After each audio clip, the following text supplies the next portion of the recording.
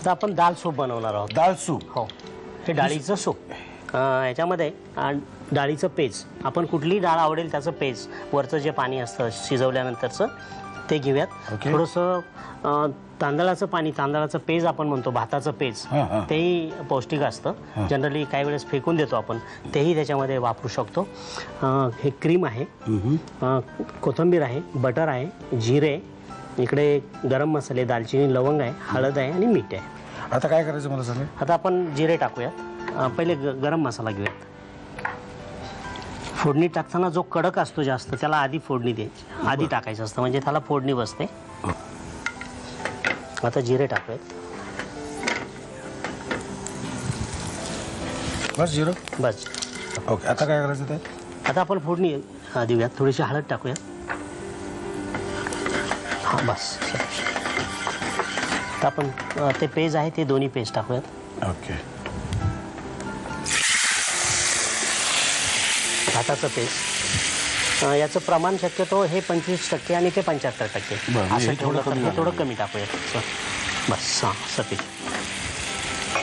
जरा मीठ टाकूयात. आता याच्यामध्ये जिरा पावडर सुद्धा वापरू शकतो आपण. जिरा पूड जरी वापरली तरी चालते.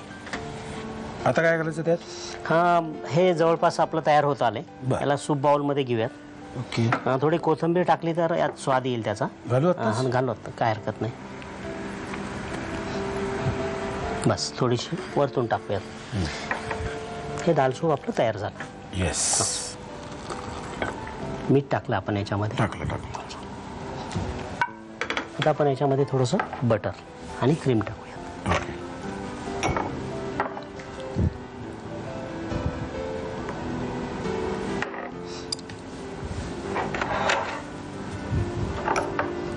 अगदी गार्निशसाठी आपण